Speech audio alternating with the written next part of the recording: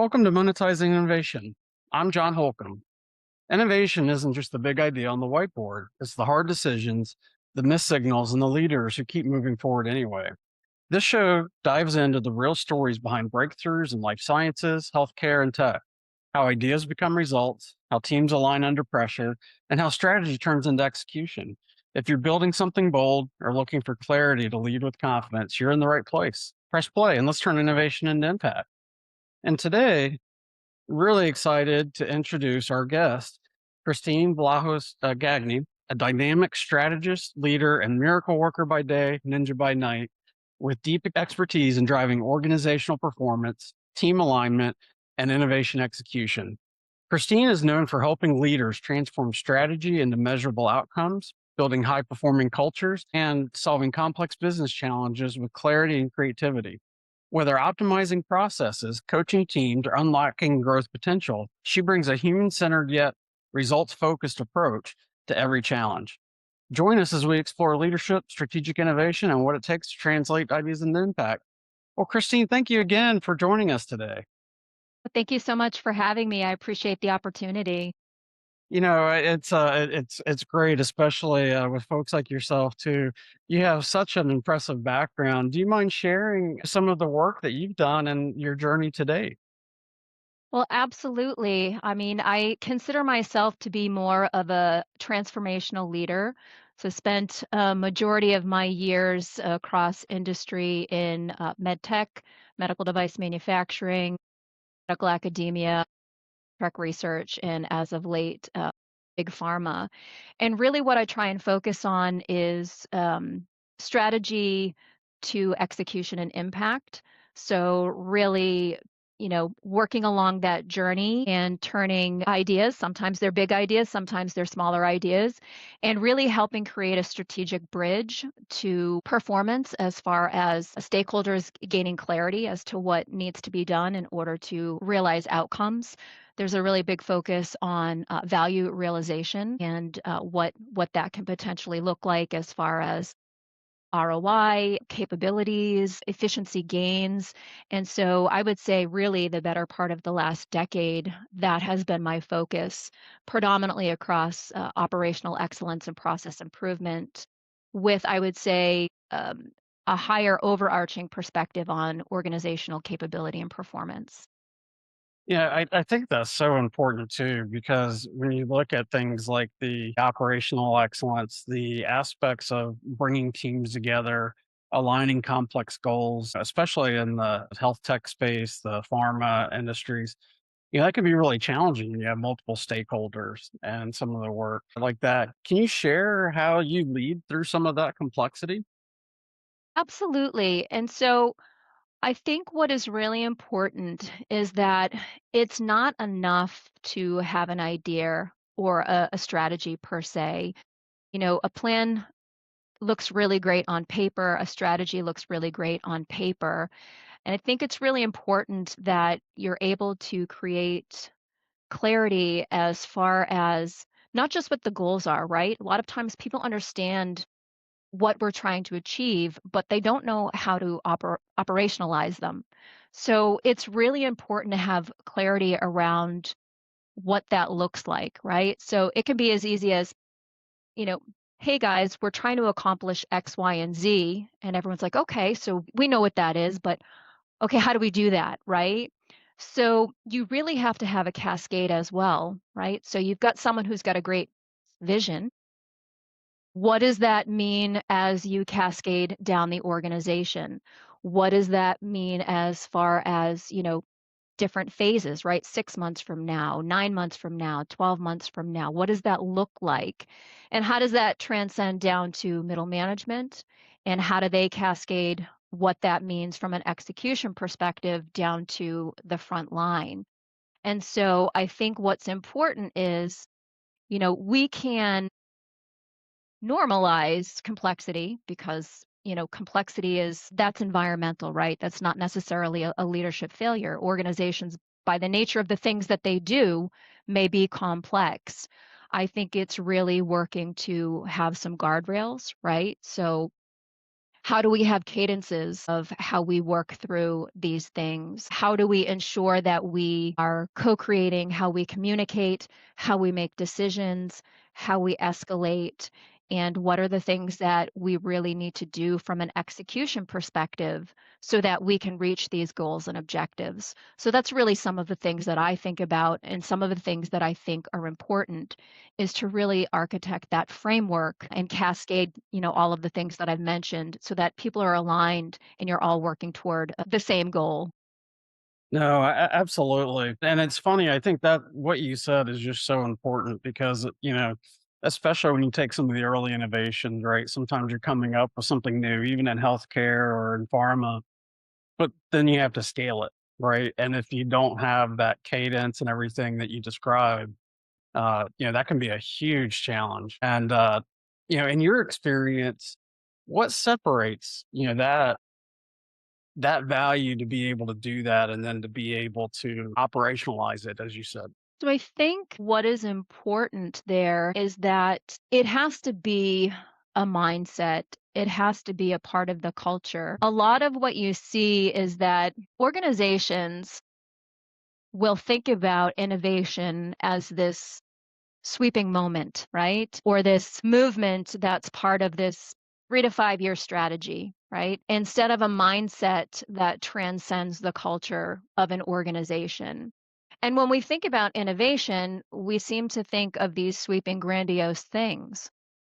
Innovation can be small steps that collectively lead to a larger outcome over time. And so I think we get lost in the words of what we think it is versus what it truly could be. I also think that, you know, an organization, it doesn't have to be in a position of scale, right?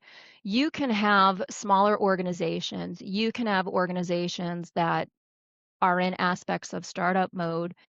And if you even create or try and architect very low lift, very low friction guardrails as a means to incorporate innovation as a part of your culture and everyday practice. It's never too early to start putting those things in place, right? Because if you don't focus on creating the culture that you want, you're just going to get the culture that you get, right?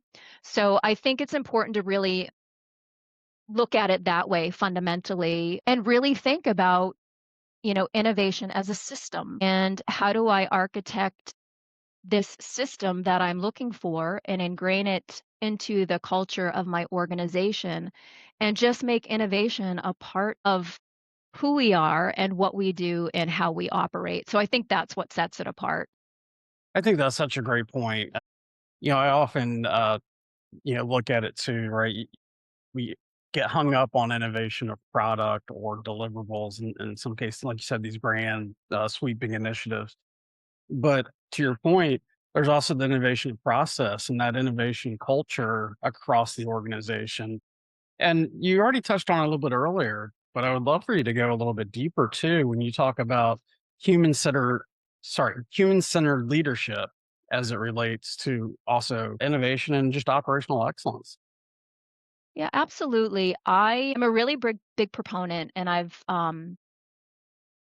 been grateful to have the ability over the last, 6 to 7 years to really practice operational excellence and process improvement through a human-centered lens. Stakeholders have really been at the heart and the center of the way that I've facilitated a lot of the work that I've done with them. And the important thing to consider is that, we're looking at improving processes, products, operations, what have you, and it's the people doing the work, right? So I have tried to leverage, I wouldn't consider them novel, but they're approaches that not a lot of organizations, at least in my learned experience, are leveraging. But I leverage a lot of design thinking and systems thinking, futures thinking, and strategic foresight as means to work on operational excellence initiatives, process improvement initiatives. And by the very nature of some of those frameworks, you get to the heart of people. And throughout my experience, I've really tried to encourage individuals, encourage leaders to consider how do we improve the way that people work by focusing on how they think and how they behave, how they process information, right? How do we take a look at those things so that we can design work around how people behave, around how they think, around how they process information?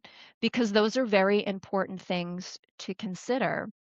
And a lot of times it will be, instructions coming on down from up high and change it and do the thing. And it's like, okay, well, have you asked anybody on the front line doing the work how this impacts their work?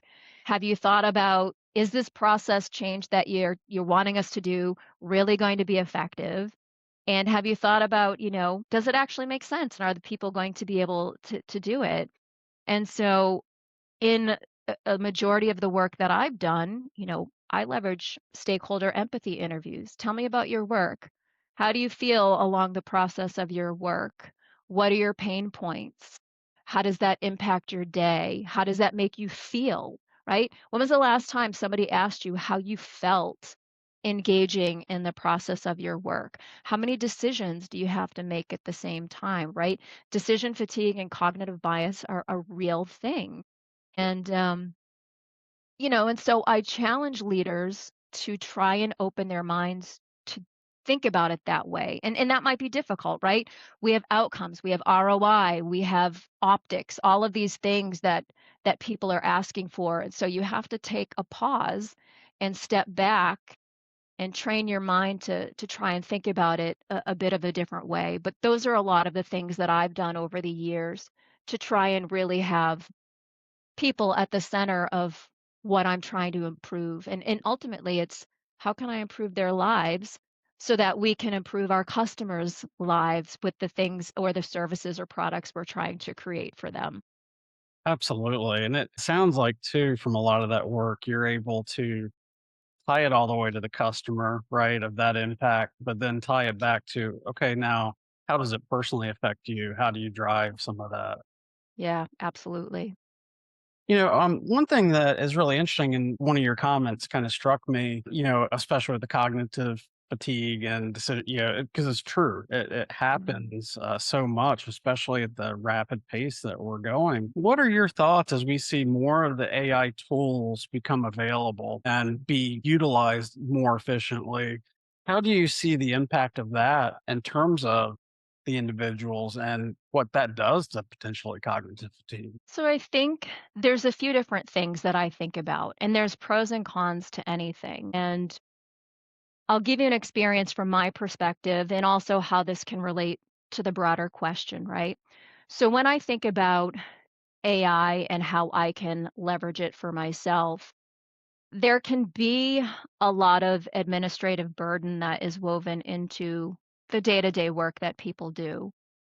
And so I'm going to try and leverage it to take the that onus off of me to do these manual things.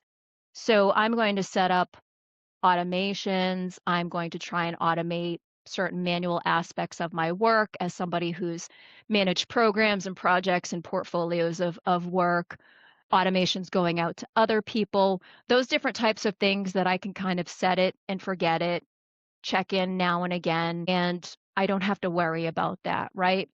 So that's how I tend to leverage it. I've also done some citizen development as far as, hey, maybe I can create a chat bot that helps answer some basic questions for the services that my department offers in support of the broader organization, right?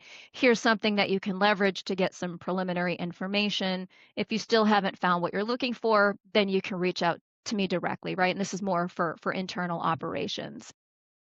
I think if people are trying to relieve some of that cognitive overload and decision fatigue, that's where some of these things can come in handy, right? I just think that you have to be very intentional as to what you're truly leveraging them for, because the reality is if you start using them for answers to everything, then you're really not thinking through anything, right? Oh, I'm going to type such and such prompt into Chat GPT and I'm just going to go with whatever they spit out. Probably not, right?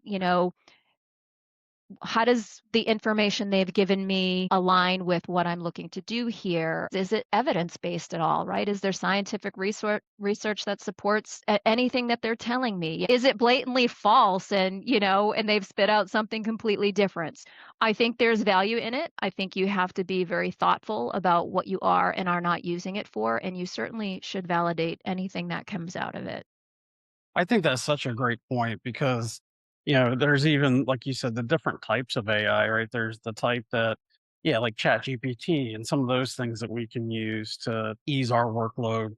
But then sometimes in organizations, right, they're trying to do this huge AI initiative without, to your point, having the human centered approach. And as a result, the large language model that was built for ChatGPT does not apply to how you're running your organization and how Yeah. you train that model. Yeah.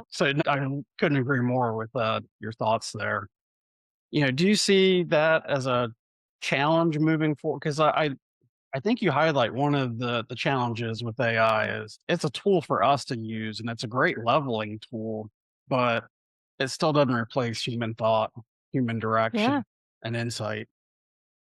Yeah, absolutely. When you think about it, right, because there's a lot of organizations now, who are well on their way in a digital journey or digitization, or collectively pooling together various data sets, in order for, companies to be more digitally enabled or efficient.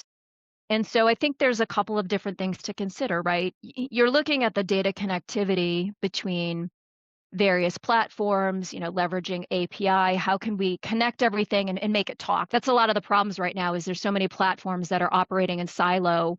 And it's like, all right, we've got 500 different platforms. We've got, 100 different, backup Excel spreadsheets to shadow everything Yeah, that the platforms are supposed to do and nothing's talking, right? Like that's the island that everybody appears to be living on, even though they think they live on separate islands, but they really don't. And so what I find is that's just one layer. If you're looking at the connectivity of data sources and talking, but how does that resonate to what is operationally going on? Like that's a lost component, right? We understand the flow of data as it moves through certain systems and it's talking and interacting through certain systems.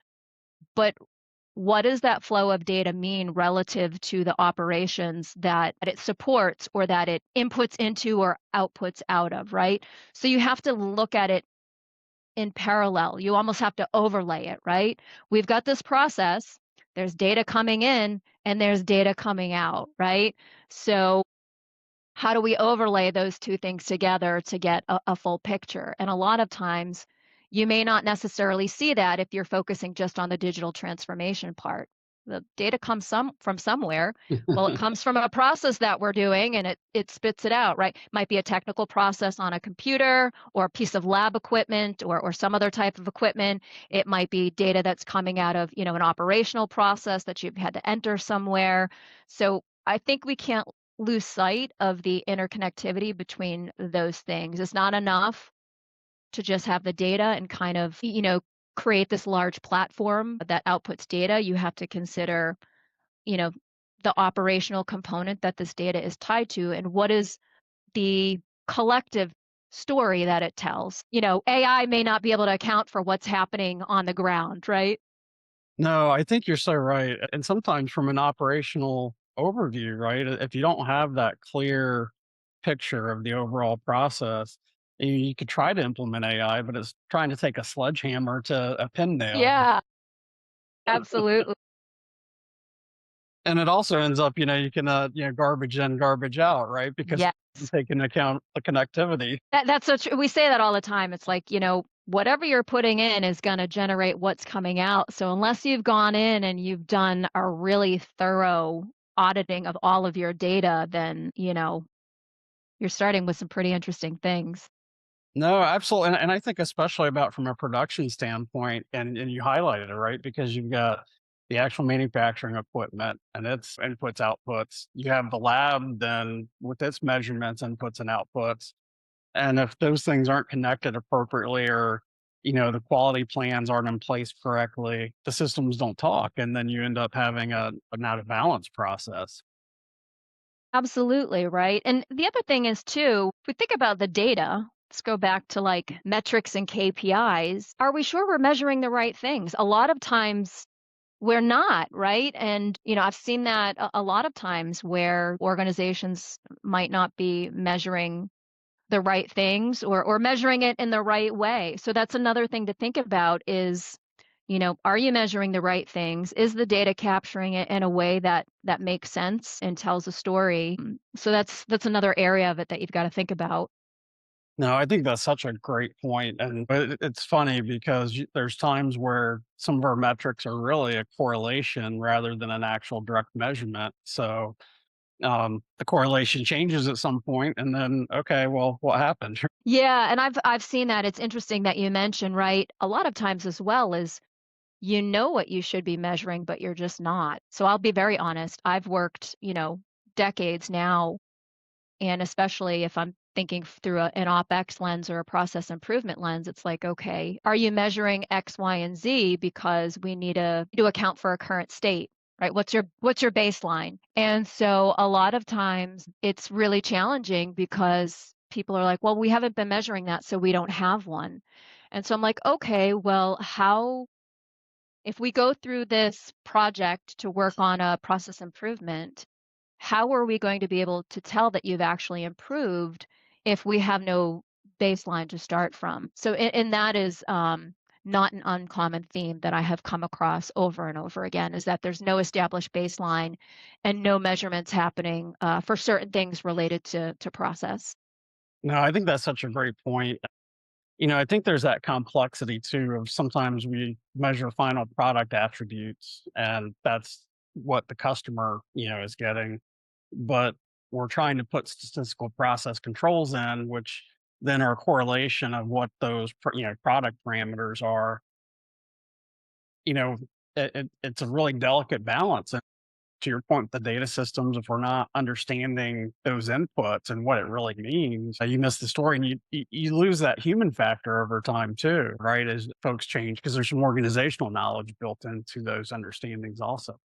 Absolutely, absolutely. You know, everything is contextual, right? And I know that we look at data, we look at historical patterns, we look to see, what is the picture that it tells us.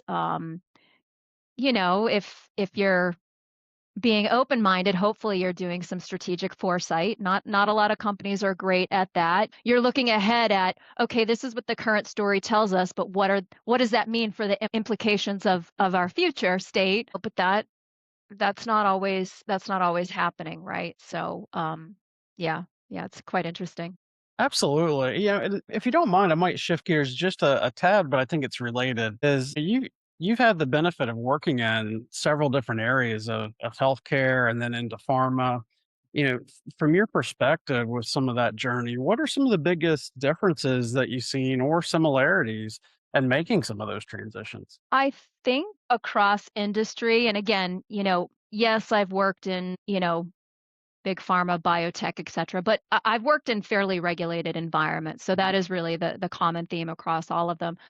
I think they're more similar with the struggles that they've had than people might realize, right? My lived experience has been kind of living the same issues and challenges over and over again, just at different organizations that are focusing on different things. And I think it really comes down to, we're trying to output more product. We're trying to generate more revenue. We're trying to get things done quicker. And we're constantly trying to do more with less, right? All of those types of things. And I think, the challenge can be is that we're not looking at environments, and I'm generalizing here, but we're not looking at our environments as systems, right? Mhm. We're so busy firefighting, we're trying to catch up, we're trying to go faster, do more with less, and we're not, looking at an organization as a system with a collection of subsystems. of which then there's tasks and there's people. And it really it takes due diligence to take the time, right? That's really important. To take the time, make the time to step back and take a look at it from what I would call the balcony, right? You're taking a look at it from the balcony. What does this system really look like? What are the subsystems that make up my organization? How are things really woven and intricate? If I make a decision over here, what is the impact going to be over there? If I make a decision today, what is that going to mean for me tomorrow? And you really need some systems thinkers to get in and start looking at things that way, I think. And look, it can be difficult, right? You've got to generate revenue, you've got to look at your P&L, you've got to shareholders, and we need things now. We need things today. We need things yesterday. We need shiny dashboards for optics, right? That's the world that we live in. But I do think, if I could nudge people to consider, some of the previous things I said about how to look at things a little bit differently. That would be my thoughts on it. No, I really love that because you really tied it back into some of what you discussed earlier. And, that systems thinking is so important. And it's also so important because it does set the tone of the culture. If we're rewarding the firefighters, that's what you're going to get more of, right? Is more Mhm. firefighters. And I know that's a difficult process because sometimes you still have to deal with the fire. So that's not simple. Absolutely, right? Like you can't, those are going to happen, right? But I think the thing is too, is to think about, look, we know the realities of things and we know the fires are going to happen. But I'll give you an example, right? There are organizations and some that I've worked in where change is the only constant, right? We're always changing at the needs of our clients, et cetera. We've all dealt with that. In systems, it's important to be looking at patterns, right? It's another thing that we've got to practice and get better at. So even though things are always changing because of the needs of your client, you can historically look back at the patterns of behavior that your clients have to say, okay, we know from day to day or week to week, they don't know what they need. They're looking for us to tell them what they need.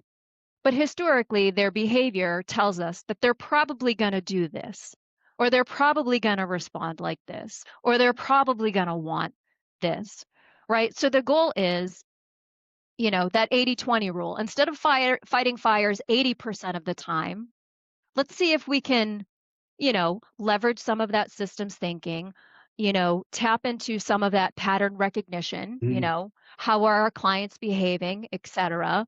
What is the norm of how they deal with things and how they deal with us as far as doing business, and say, all right, well, maybe we only have to fight fires 20% of the time now, and 80% of the time can be, the status quo. So I think it's the conversation of how do we go about flipping that script so that we're fighting fires less. And here's what that also does. When you're fighting fires, that takes up a lot of cognitive space. That's exhausting. When you're able to flip those parameters, that makes more room to deal with the outlier situation so that your cognitive energy is really spent focusing on the things that really need the attention. And Mhm. so again, that's kind of a little bit of a challenge that I say, hey, how can you flip the script so that you're spending time on the things that really need the attention, the cognitive attention, or your energy, your time, et cetera. Absolutely. And what you described there reminds me a lot too. I know it's slightly different, but it's related is the lean innovation process.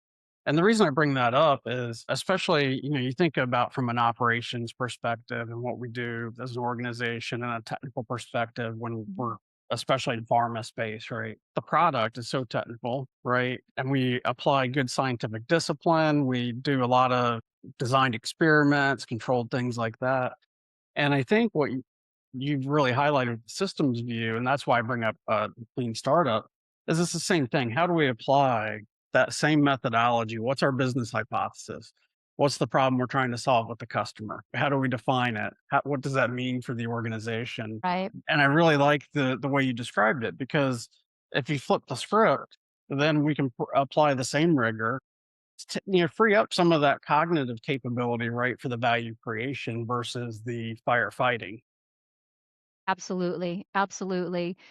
And I think, I don't necessarily like to use the word methodical approach, but we have methods and approaches, frameworks, etc.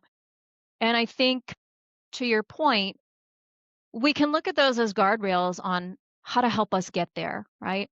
The other thing I think about when you mention, lean startup, et cetera, and one thing I've really noticed is that organizations tend to have one best way, right? We have a one best way, and this is the framework that we use to deal with every single problem that we're going to encounter as an organization. And that's something I like to challenge organizations and leaders as well. It's not to say that you need to use everything under the sun, but I think that an organization should have a robust problem solving toolkit, right? You build capabilities within the people in your organization to build out this robust toolkit and pull out the appropriate framework or tool to fit the problem that's trying to be solved, right? As an example, I see a lot of companies that are, to your point, Lean Six Sigma, and but it's for everything, Yeah. right? It doesn't always make sense. And so, again, I've been lucky enough in some of my last roles where if the problem, is human centered, then maybe I'm going to pull out design thinking. If the problem is systems centered, I'm going to pull out systems thinking. If, I'm looking at strategy and kind of where I want to be down the line, then I might pull out futures thinking or strategic foresight. I don't know a lot of organizations, at least the ones that I'm familiar with that are using those. I know there's tons of organizations out there that are. But the big ones, of course, are Scrum and Sprint planning or Lean Six Sigma, et cetera. But you know, even in the landscape of being out there and kind of taking a look at what companies are doing, it's like we want to find the one best way, or we want all of our people to do it exactly like this. And again, I get it, right? It's easier to manage, it's easier to measure, but that doesn't make it right, right? I don't think there's one best way to solve every problem. I think there's better ways to solve certain problems than others. And so, I would encourage leaders to think about that, right? Why would you not want to have a robust toolkit to help you solve problems, close gaps, raise opportunities? A square peg doesn't fit in the side of a circle, right? So that's just something I like to mention since we're on the topic. No, I love that too because I think it is so important, and I totally agree with you. I think a lot of organizations lose sight of the importance of a robust toolbox, right? Yeah, you can't take a sledgehammer to everything. Even if you wanted to, right? Yeah, Like, "Hey, guys, we need to open a soda can. Let's use a hammer," right? exactly. Yes. But I think it's so true, and I think, like, Six Sigma is such a great example of that, where it can be taken way too far. It has its place in the right areas, but in certain areas, it just doesn't apply, and I think that's such a great perspective. Yes, yes, and I think too, it's, companies can get caught up on, we've got our one way and everyone's gonna do it this way because then we're all speaking the same language, and if you're using this one way, this is how you talk about this one way, and this is how you measure this one way. And again, I get that, right? From a measurement and a management perspective, it makes it easier, but that doesn't necessarily mean that that approach is really aligned with the outcome that you're trying to achieve. And so, and I'll be honest, a lot of these different approaches that I've leveraged, I've really kind of fallen in love with a lot of them. And I think there's a lot of value add. And I think that they're such capability builders when you can teach your people different lenses that they can put on when they're trying to solve operational issues. No, I think that's such a great point, and it's sort of I joke sometimes, especially for leaders. I think we have to be slightly schizophrenic because we have to be the translators, right? Because Yes. sometimes you have to translate, right? This is where we need the right tool. No, that tool is not going to be, the right one here. Here's how we, need to at least have a dialogue. Put the humans and, basically those that are the subject matter experts back in the discussion, right at the center of the dialogue. Yeah, I think that's so important. In all my work as a, program management, portfolio management, project management. I would call myself a facilitator of process, right? And I would always leverage my subject matter experts. And I would go in and say, guys, I'm asking questions of you out of a want to understand, right? Not of questioning how you do things or your expertise, right? You are the subject matter experts, and I'm here to understand how you do things and why you might do them. But I always would preface that when I would go and work with the team because it's really important. And I would learn so much from them, right? I'd go and shadow a process. I would do stakeholder empathy interviews. I would walk the process to really learn and understand and at least by the end of the project have a really high level understanding of the work that they do. But I think it's so important to leverage your subject matter experts into they're closest to the work. Who better would understand than them? Yeah. Absolutely. And it's great when you can bring the cross functional perspective in as well, because they're subject matter experts in their respective areas. And that facilitation, the empathy, I think is so important. That's Yeah, absolutely. I mean, having a cross-functional dynamic team of people all across the process, right, downstream and upstream, I think it allows for greater collaboration. I think it allows for a greater understanding collectively as far as process from end to end. And I think, you can generate a greater insight into the solutions that you might come up with or the innovation, right? If we tie it back to the things that we were talking about in the beginning. So I think if you have that opportunity, you definitely should take advantage of it. absolutely. And I think it just goes to highlight too, to your point, innovation has to be present in the entire organization. It's not just that big, okay, here's the big project or the flavor of the month. It really is the culture, the people, the leadership.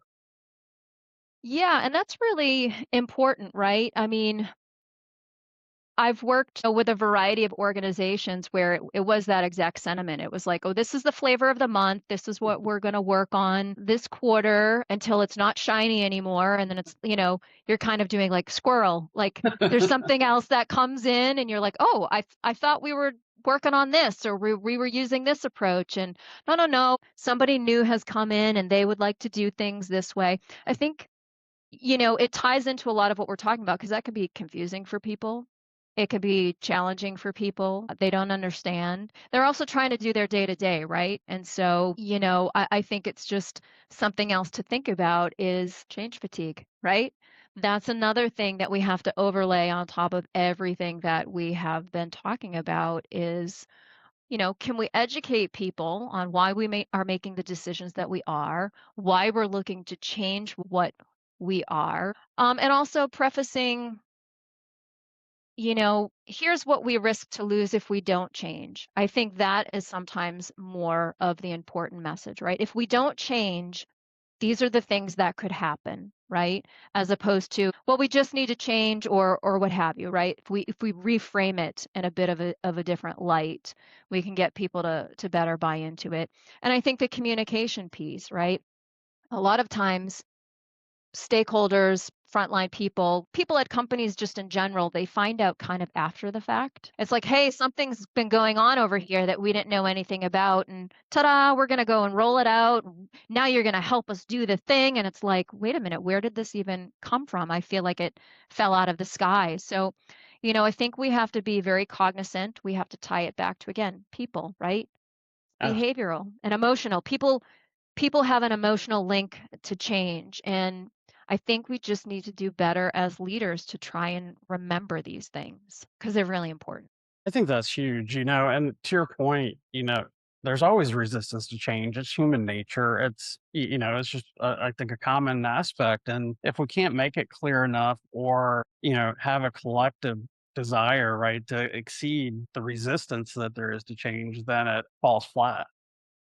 Yeah. I mean, you ultimately want people to come along with you for the journey. Like that's how I look at it.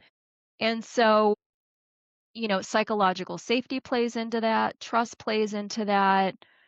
And I would always tell people, especially again, working on improvements, because naturally, by the nature of focusing on improvements, things are going to change. And so, I would always say, hey, I'm here to work with you to make your life better. It's not up to me to come up with the solution that I think should be best for you and your workflow, right? That's why we've got a team of stakeholders, and I'm going to help you come up with what you feel the best solution should be to make things better, right? There's the buy-in. And, you know, I want to help improve the way that you are able to work. I want to make your life happier, better when you come to do your job. And you know what? Sometimes it might be uncomfortable. Sometimes it might feel murky. Sometimes it might be challenging when we go on this journey together. But I'm going to be with you every step of the way. I'm going to be with you when we cross the finish line and when we get this new process in place. And I'm going to continue to follow up with you to make sure that things don't go sideways because it's another thing, right? How many times do we revert back to old patterns, old behaviors? So that's another component, right?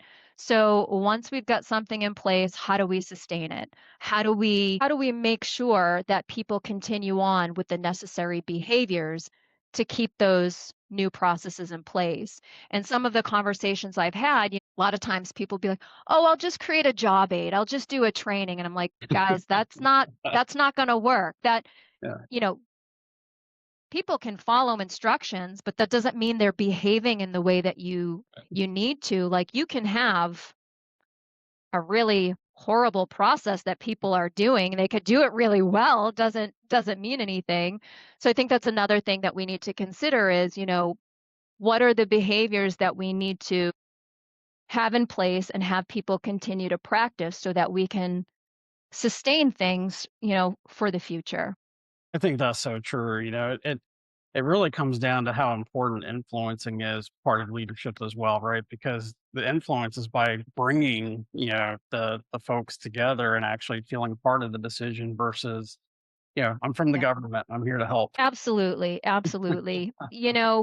And when you have a human-centered approach and you consider the thoughts and the ideas and the feedback of those people who are doing the work that's part of those processes, that's really, really important. It gives them agency, it gives them a voice, and they really feel like they can incite meaningful change. And that's what people want. They Absolutely. wanna know, yeah, they wanna know that their ideas matter. They wanna know that their voice matters. You know, I think the majority of people understand that they might not get every change that they want, but just to know that you listened to it and you considered it. And I would always have an exchange to say, "Hey, that's a really great idea.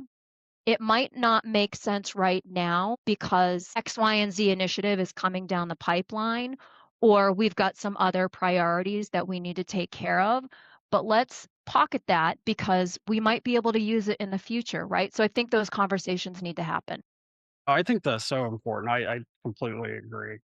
Christine, I have to admit, this has been such a fantastic conversation. Any other final thoughts you'd like to leave with the audience today, especially as we get to wrapping up here? I think really it's just, a call to action to leaders to humanize the journey, right?